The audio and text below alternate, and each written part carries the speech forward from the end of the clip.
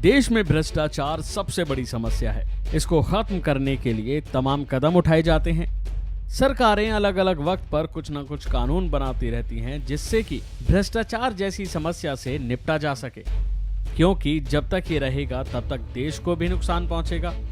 अब इस मामले में सुप्रीम कोर्ट का फैसला आया है, जिससे उम्मीद की जा रही है कि अब भ्रष्टाचार के मामले और तेजी से निपटाए जा सकेंगे।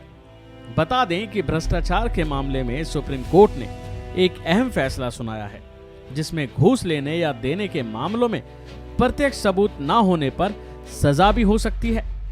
परिस्थिति जन्य सबूतों के आधार पर अब सजा हो सकती है। ऐसे कई मामले होते हैं जिनमें सबूतों का अभाव होता है, तो कहीं ऐसे मामले होते हैं वो बस चलते रहते हैं क्योंकि उनमें सबूत नहीं होता। इसी को लेकर सुप्रीम कोर्ट ने ये फैसला सुनाया है। जानकारी के मुताबिक सुप्रीम कोर्ट ने इस मामले में कहा है कि रिश्वत मांगे जाने का सीधा सबूत ना होने या शिकायतकर्ता की मृत्यु हो जाने के बावजूद भ्रष्टाचार निरोधक कानून के तहत दोष साबित हो सकता है। जी हां, अब दोषी बच नहीं सकता। 5 जजों के संविधान की पीठ ने माना है कि जांच एजेंसी की तरफ से जुटाए गए दूसरे सबूत भी मुकदमों को साबित कर सकते हैं, जो इसको रोकने और दोषियों को सजा दिलाने के लिए काफी अहम माना जा रहा है।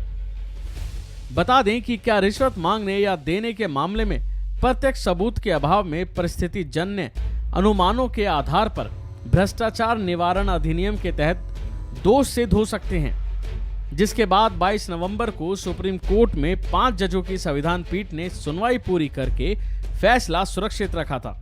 अब इसके बाद justice S Abdul Nazir, justice BR Gavai, justice AS Bopanna, justice V Ramasubramanian और जस्टिस BV नागरत्ना की यानी 5 न्यायाधीशों की पीठ ने यह सुनवाई करके फैसला सुरक्षित रखा था।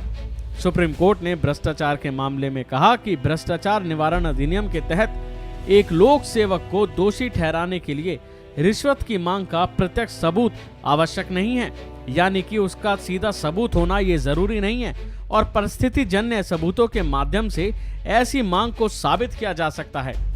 मृत्यु या अन्य कारणों से शिकायतकर्ता का प्रत्यक्ष साक्ष्य उपलब्ध न होने पर भी PC अधिनियम के तहत लोक सेवक को दोषी ठहराया जा सकता है। रिश्वत की मांग परिस्थितियों के आधार पर निष्करात्मक साक्ष्य के माध्यम से सिद्ध की जा सकती है।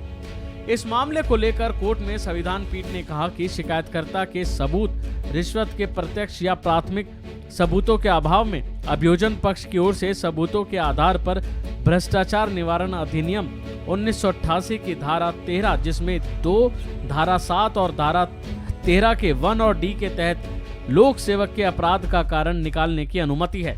इसी को लेकर justice Abdul Nazir, justice BR Gavai, justice AS Bopanna, justice V Ramasubramanian और जस्टिस BV नागरत्ना की पीठ ने यह फैसला सुरक्षित रखा और इसके आने से अब उम्मीद है कि भ्रष्टाचार के मामलों में अब जल्दी से सुनवाई होगी, यानी ये मामले जल्दी से इनका निपटारा किया जा सकेगा, क्योंकि सबूतों का अभाव होता था, सीधे तौर पे सबूत नहीं मिलते थे और अब इसके आने से ये मामले जल्दी निपटाए जा सकते हैं।